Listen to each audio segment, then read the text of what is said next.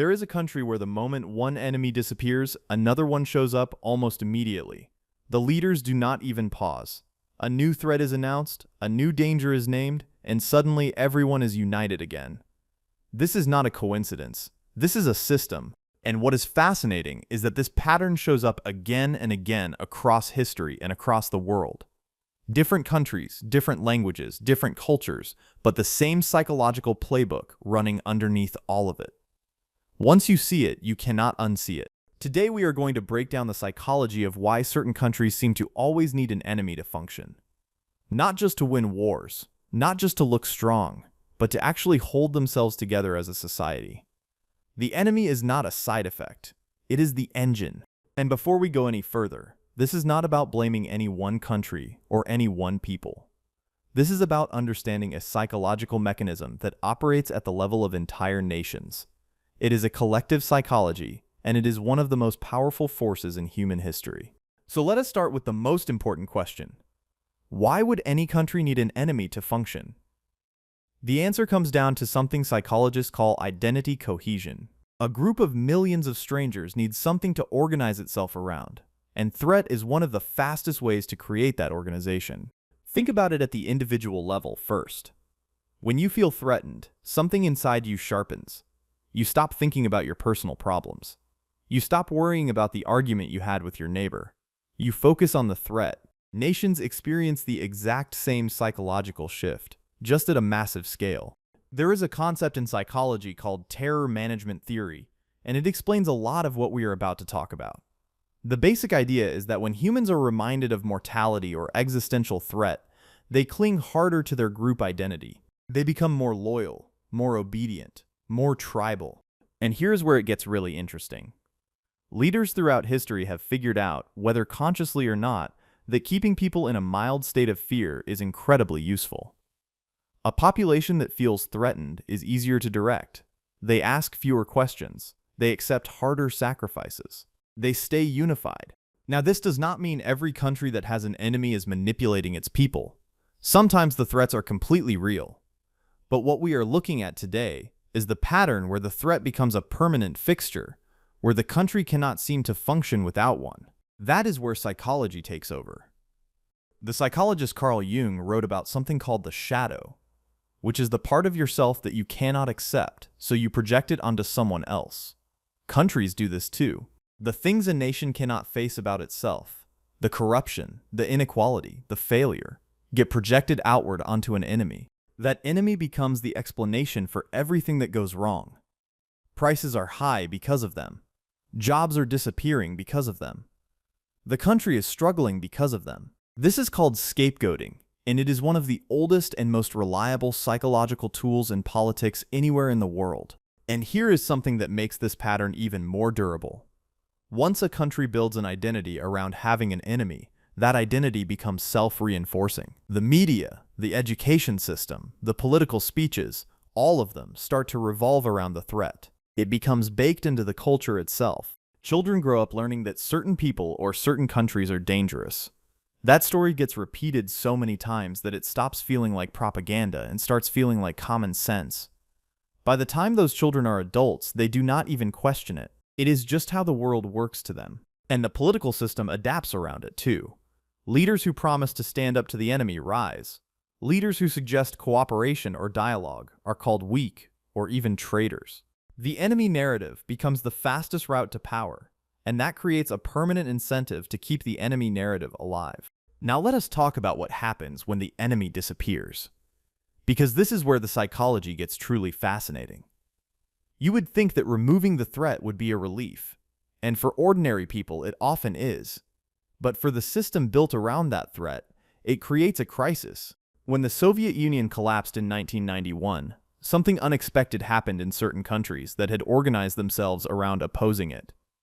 There was a period of genuine disorientation. The enemy that had defined foreign policy, military spending, and national identity for decades was simply gone, and the system did not know what to do.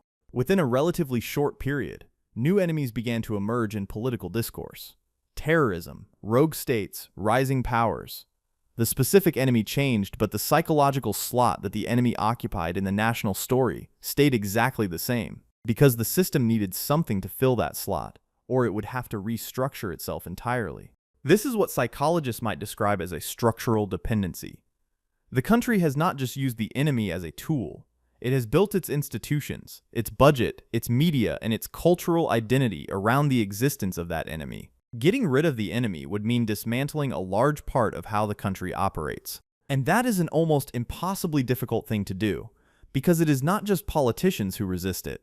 Ordinary citizens resist it too. When your entire understanding of who you are as a nation is built around being the brave defender against a powerful threat, peace can actually feel like a loss of identity. There is a famous psychological principle called in-group and out-group dynamics, and it explains why this happens so reliably.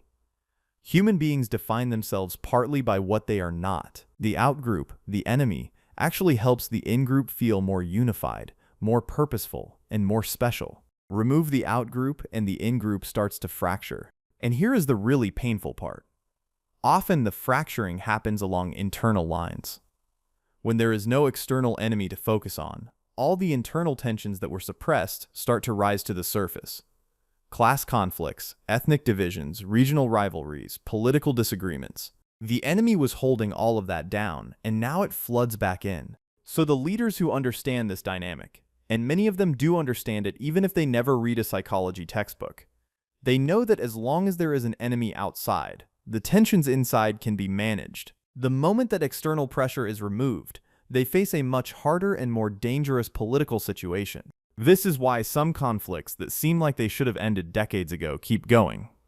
Not because neither side can win, but because winning would remove the very thing that is holding the system together. The conflict itself has become load-bearing. It is doing structural work inside the society that nothing else is doing. Now you might be wondering whether this is purely a cynical strategy by leaders, or whether ordinary people genuinely believe it. And the honest answer is both. The leaders often know more than they let on, but the citizens are usually genuinely convinced. That is what makes the whole thing so powerful and so difficult to break. Because when millions of ordinary people truly believe in the threat, they will vote for the leaders who promise to fight it. They will support the military budgets. They will accept restrictions on their freedoms. They are not being tricked in the moment. They have been shaped over a long period of time to see the world in a particular way. And that shaping process is where the real psychology happens. It does not take a conspiracy. It just takes a consistent story, repeated across enough generations, embedded into enough institutions, until it becomes the lens through which an entire nation sees the world. That is what we are going to unpack in the rest of this video. Let us now look at some of the specific mechanisms that countries use, usually without anyone planning them out, to keep the enemy dynamic alive. The first and most important mechanism is what researchers call threat inflation. This is where real threats exist, but they are consistently described as bigger and more dangerous than they actually are. Threat inflation works because it is based on something real. There really is a rival country. There really are people who hold hostile views. There really was an attack somewhere. The inflation is subtle. The scale gets exaggerated. The intentions get darkened. The likelihood of harm gets amplified. Each individual step seems reasonable. The overall effect is enormous. The second mechanism is what we can call historical grievance activation. Every nation has historical wounds, invasions, humiliations, injustices.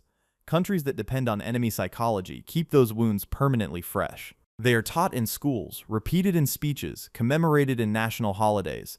The past is kept emotionally alive in the present so that the enemy feels ongoing and real. And this is not necessarily a lie. The historical events really happened. The injustice was real. But there is a significant difference between acknowledging history honestly and using it as a continuous emotional fuel source to maintain a state of readiness against an enemy. One is education. The other is a psychological maintenance mechanism. The third mechanism is what psychologists call moral licensing through threat. When a country is under threat from an enemy, a lot of things that would normally be questioned become acceptable. Surveillance of citizens, restrictions on speech, military actions that cost civilian lives. The threat provides moral cover for actions the system wants to take anyway. And here is something subtle but important about this mechanism. Over time, the country starts to need the threat not just for identity, but for permission. Without the enemy, the leaders would have to justify those actions on their own merits. With the enemy, the justification is automatic. The threat does the political work, so the leaders do not have to. The fourth mechanism is economic entrenchment. Once a country has spent decades building a military-industrial complex, an intelligence apparatus, a defense-oriented economy, the people employed in those systems have a material interest in the continuation of the threat, not out of malice, simply because it is their livelihood. Their families depend on it. Former U.S. President Dwight Eisenhower warned about exactly this in his farewell address in 1961. He described what he called the military-industrial complex and the danger of its undue influence.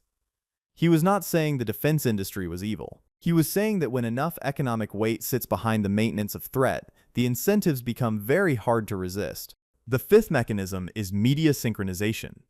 In countries where the enemy dynamic is strong, the media ecosystem, whether controlled by the state or simply shaped by the culture, tends to amplify threat narratives and downplay anything that contradicts them. Stories of cooperation or common ground get less attention.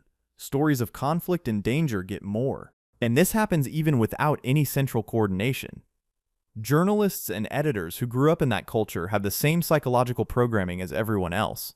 They find threat stories more compelling, more newsworthy, more important. The audience responds more strongly to them. So the system self-reinforces without anyone needing to give orders. Now let us talk about something that does not get discussed enough, which is the cost of this psychological system to the people living inside it. Because it is not just a political strategy that plays out somewhere above their lives. It shapes their daily reality in ways that are often deeply damaging. People living inside a permanent enemy narrative carry a chronic psychological burden, chronic low-grade fear, hypervigilance about outsiders, difficulty trusting people from other groups, a tendency to see neutral events as hostile. These are not metaphors. These are documented psychological patterns that emerge when people live for long periods under threat conditions. There is a psychological concept called a siege mentality, which describes the worldview that develops when a group believes it is permanently surrounded by hostile forces. Research has shown that societies with a siege mentality show higher levels of social conformity, more punishment of internal dissent, and greater resistance to new information that challenges the threat narrative. And the young people in those societies often grow up with a narrowed sense of possibility. When the national story is fundamentally about survival against a threat, the imaginative space for other kinds of futures gets squeezed. Innovation, openness, curiosity about the outside world, all of these become psychologically harder when the outside world is framed primarily as dangerous. Now here is an important question. Can a country get out of this pattern once it is locked in? Because if the answer is no, then we are just describing a permanent trap. But the answer is actually yes, it is possible, though it is genuinely one of the hardest things any society can attempt. History does give us some examples. Germany after World War II went through one of the most remarkable psychological transformations any nation has ever attempted. A country that had organized itself around the most extreme version of enemy psychology, defining an internal enemy and pursuing that logic to its catastrophic conclusion, began a deliberate process of confronting what it had done. That process, which the Germans call Vergangenheitsaufarbeitung, meaning the working through of the past, was not quick and it was not easy. It involved changing school curricula, tearing down monuments, prosecuting war criminals, and conducting a national conversation about collective responsibility that was deeply uncomfortable for everyone involved. And it was not perfect. There were setbacks, denials, and political fights every step of the way. But over generations, something genuinely shifted in German national identity. The country went from one that had built itself entirely around an enemy to one that made European cooperation and reconciliation a cornerstone of its national purpose. South Africa offers another example, though also an imperfect one. After the end of apartheid, the Truth and Reconciliation Commission attempted to do something psychologically extraordinary. Instead of simply defeating the enemy and declaring victory, it tried to create a process by which former enemies could exist in the same national story without one side being permanently cast as the villain. Psychologists who study this process note that it worked better in some areas than others. But what it demonstrated is that there is an alternative to the permanent enemy narrative That alternative requires extraordinary courage and sustained effort from leaders and citizens alike. It cannot be imposed from outside. It has to be chosen from within. Rwanda is perhaps the most intense example of what happens when enemy psychology reaches its ultimate conclusion and then a society has to somehow continue existing afterward. The genocide of 1994 was the endpoint of decades of systematically constructed enemy psychology, where one group had been portrayed as an existential threat to another until ordinary people carried out extraordinary violence. What Rwanda did afterward, trying to rebuild a national identity that did not rest on that division, is one of the most studied experiments in collective psychology in recent history. It has not been without controversy or criticism, but the attempt itself represents something remarkable. A society consciously trying to dismantle the psychological architecture that nearly destroyed it. Now let us zoom out and think about this from the perspective of what psychologists call social identity theory. This was developed by Ahuri Tajfel and John Turner in the 1970s, and it is one of the most important frameworks for understanding what we have been talking about throughout this video. Tajfel and Turner showed through experiments that human beings will form group loyalties and start discriminating between in-groups and out-groups based on the most trivial distinctions imaginable. People assigned to groups by a coin flip started favoring their own group within minutes. This is not learned behavior. It appears to be a deep human tendency. What this means for national psychology is sobering. You do not need generations of propaganda to get people to identify with their nation against an enemy. The tendency is already there, waiting to be activated. What propaganda and political systems do is take that basic tendency and amplify it, direct it, and make it permanent. And when that process runs for long enough, it creates what researchers sometimes call a cultural script, a shared story about who we are and who threatens us that is so deeply embedded in a society that it operates almost automatically. New generations absorb it not through formal instruction, but simply through the culture they grow up in. The cultural script becomes self-perpetuating because the people who believe it most strongly are the ones most likely to rise in institutions that depend on it. The military, the intelligence services, certain political parties, certain media organizations, and those institutions then reproduce the script in the next generation. It is a cycle that requires deliberate interruption to break. Now let us talk about something that complicates this picture in an important way. Sometimes the enemies are real. Sometimes the threats are genuine. Sometimes a country really is surrounded by hostile neighbors, or really has been the target of sustained aggression. How do we distinguish between legitimate defense and psychological dependency? The honest answer is that the line is genuinely blurry. And that blurriness is part of what makes this pattern so durable. Because when you point to the psychological mechanisms, someone can always point back to the real threat and say that you are naive, that you are an apologist for the enemy, that you are ignoring reality. But there are some markers that researchers have identified that can help distinguish between responding to genuine threat and being trapped in enemy dependency. The first marker is proportionality. Does the scale of the national response match the actual scale of the threat, or is the response consistently and systematically larger than the evidence would support? The second marker is flexibility. Can the country update its threat assessment when circumstances change, or does the threat perception stay fixed regardless of what actually happens in the world? A country responding to real threats should be able to recognize when those threats diminish. A country in psychological dependency cannot. The third marker is internal dissent. In a country responding proportionally to real threats, people who question the threat narrative are engaged with seriously. Their arguments are addressed. In a country caught in enemy psychology, those people are dismissed as traitors, as naive, as tools of the enemy. The questioning itself becomes evidence of disloyalty. The fourth marker is what happens to the leaders who try to make peace. If every leader who attempts genuine reconciliation or de-escalation is politically destroyed, that is a sign the system has moved beyond rational threat response and into structural dependency. Because if peace is politically impossible, the system needs the conflict to survive. Now there is one more dimension of this psychology that we have not talked about yet, and it might be the most interesting one. It has to do with what happens inside a country when the enemy is not another nation, but an internal group. This is where enemy psychology becomes most dangerous of all.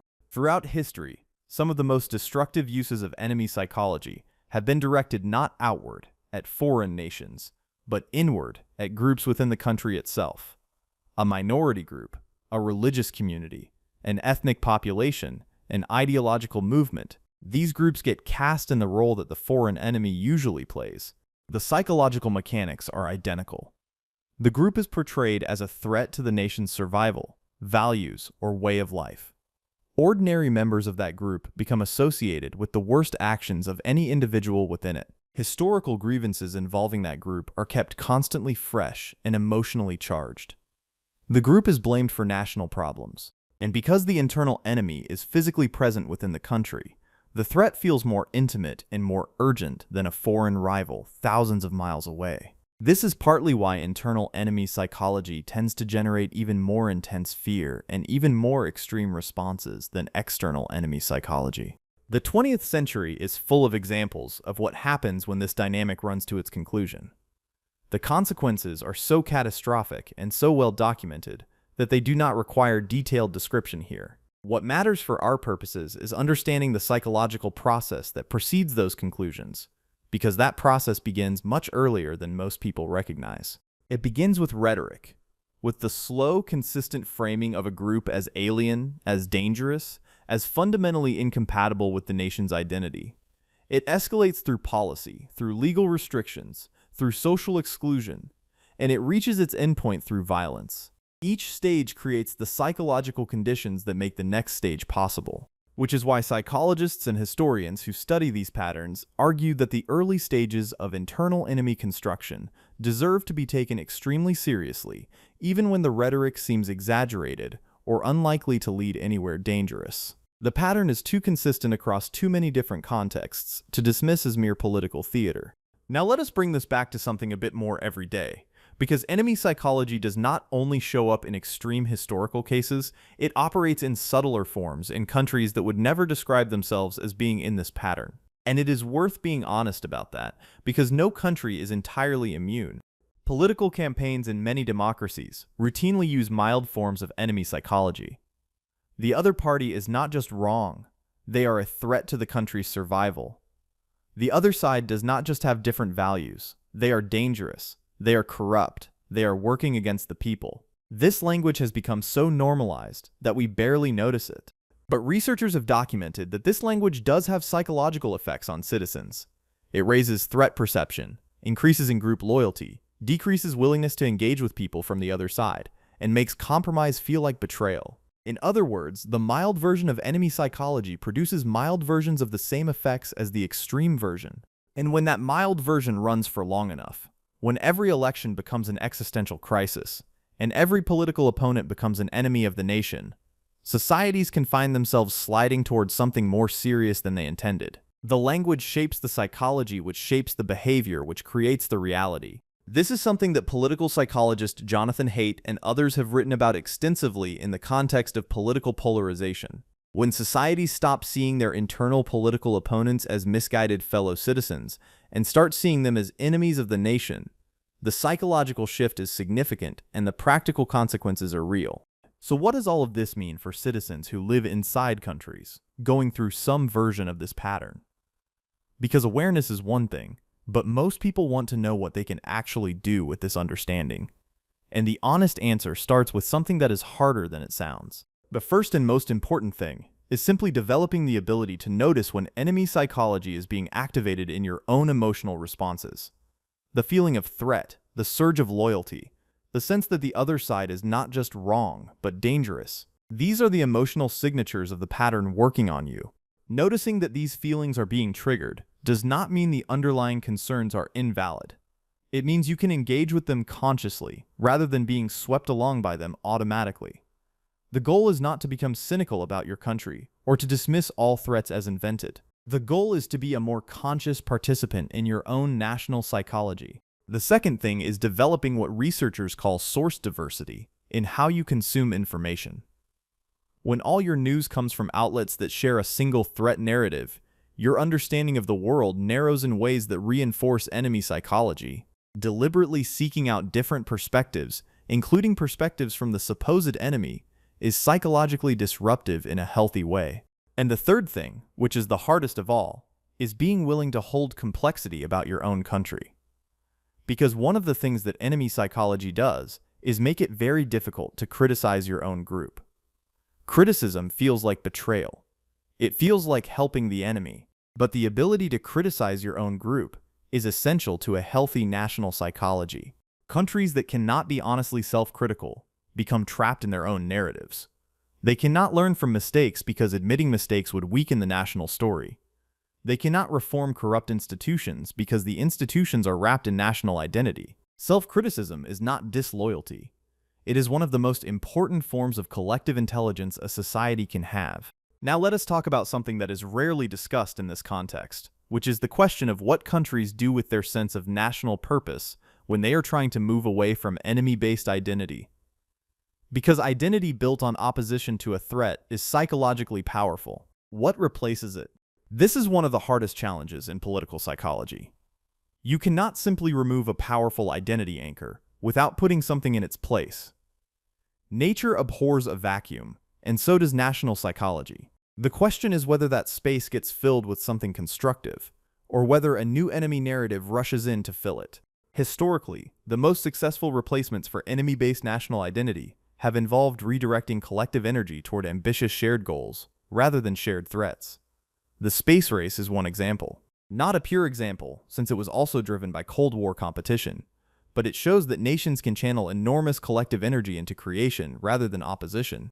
The European project after World War II is another example. Countries that had spent centuries defining themselves against each other attempted to build a new identity around shared institutions, shared markets, and shared values. It was and continues to be an imperfect and contested project, but the psychological ambition behind it was remarkable. What both examples suggest is that replacing enemy psychology requires a story that answers the same psychological questions the enemy narrative was answering. Who are we? What are we for? What makes our sacrifices worthwhile? What unites us across our internal differences? An enemy narrative answers all of those questions very efficiently. The alternative needs to answer them too. And those alternative stories need to be built over generations, embedded in schools and culture and institutions, the same way the enemy narrative was embedded. There is no shortcut. The psychological infrastructure of a nation changes slowly, but it does change, and the direction it changes in is shaped by choices that leaders and citizens make every day. Let us now come back to the bigger picture and think about why this matters so much right now. Because we are living in a moment where enemy psychology is having a global resurgence across many different countries and many different political contexts. Understanding what drives it is more urgent than it has been in a long time. Part of what is driving this resurgence is genuine disruption. Economic inequality has widened in many countries. Traditional industries have declined. Communities that once had a clear sense of purpose and stability feel disoriented. When people feel disoriented and threatened, they become more susceptible to narratives that offer a clear enemy as the explanation. This is not a failure of intelligence or morality on the part of the people drawn to those narratives. It is a predictable psychological response to genuinely difficult circumstances. The researchers who study this pattern consistently find that enemy psychology thrives not when people are comfortable and secure, but when they feel anxious and economically precarious. Which means that addressing the conditions that make enemy psychology appealing is just as important as countering the narratives themselves. Reducing economic precariousness, rebuilding communities, creating shared purpose, giving people a stake in a positive national story. These things are not separate from the question of enemy psychology. They are central to it. There is also a technological dimension that is genuinely new. Social media algorithms are designed to maximize engagement, and fear and outrage generate more engagement than almost anything else. This means the platforms that now carry most political communication are structurally biased toward amplifying threat narratives. The technology has become a powerful accelerant for enemy psychology. And because social media is global, enemy psychology that was once contained within national borders now spills across them. Domestic political conflicts get amplified internationally. Foreign actors can inject threat narratives into other countries' political conversations. The psychological infrastructure of enemy dynamics has become networked in ways that make it harder to contain and harder to counter. This does not mean the situation is hopeless, but it does mean that the people trying to build more psychologically healthy political cultures are operating in a more challenging environment than at any previous point in history. The forces that amplify enemy psychology are faster, louder, and more globally connected than the forces working against it. Let us take a moment to think about what a psychologically healthy national identity actually looks like. Because it is easy to diagnose what is wrong with enemy psychology, but harder to describe the alternative clearly. What does a country look like when it is not running on the engine of threat? Psychologists who study this describe healthy national identity as one that can hold both pride and honest acknowledgement of failure at the same time. Not pride that requires ignoring the dark chapters, and not self-flagellation that cannot acknowledge genuine achievements. Both things together, held in a kind of maturity that only comes from genuine historical reckoning. A psychologically healthy national identity is also one that can distinguish between genuine external threats and manufactured ones, that can engage with internal dissent without treating it as treason, that can negotiate and compromise with rivals without experiencing that as humiliation. These are not small things.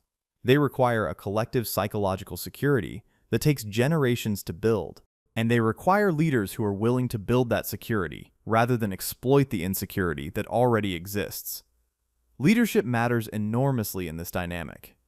Not because leaders are all powerful, but because they are the people who consistently shape the national narrative. The stories leaders tell about who the country is and who threatens it have enormous downstream psychological effects. Leaders who consistently choose the language of shared humanity over the language of threat, who acknowledge complexity rather than offering simple enemies, who are willing to say that the other side has a point, even when their base does not want to hear it. These leaders are doing something genuinely difficult and genuinely important, and citizens who reward that kind of leadership, who resist the emotional pull of enemy narratives even when those narratives are genuinely satisfying, who demand complexity from their politicians rather than simplicity, those citizens are doing something equally important. Democracy ultimately runs on what citizens reward and what they punish at the ballot box.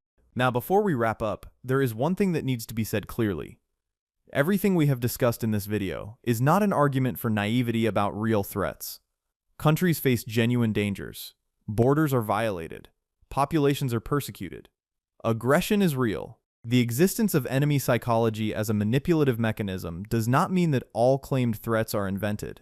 What it means is that we need better tools for evaluating threats critically, for asking whether the claimed threat is proportionate, for asking whether the response is designed to address the threat or to serve other political purposes, for asking what we are being asked to sacrifice and who benefits from that sacrifice. These are not disloyal questions. They are the questions every citizen in a democracy has the right and the responsibility to ask. The psychology we have talked about today is not inevitable. It is a pattern, and like all patterns, it can be recognized, questioned, and eventually changed. It has been changed before in specific times and places. It can be changed again, but it requires people who understand what they are looking at and are willing to do the uncomfortable work of acting on that understanding. The countries that have managed to move away from enemy-dependent psychology did not do it because their circumstances became easy. They did it because enough people, leaders and citizens together, decided that the cost of continuing the pattern was too high and that a different kind of national story was worth building even when it was hard. Every country has a choice about what story it tells itself. The enemy narrative is one story. It is a powerful one, and it answers real psychological needs. But it is not the only story available. The countries that find their way to a different story, one built on honest identity rather than manufactured fear, are the ones that tend to actually flourish over time. That choice is always available. It just requires the courage to make it.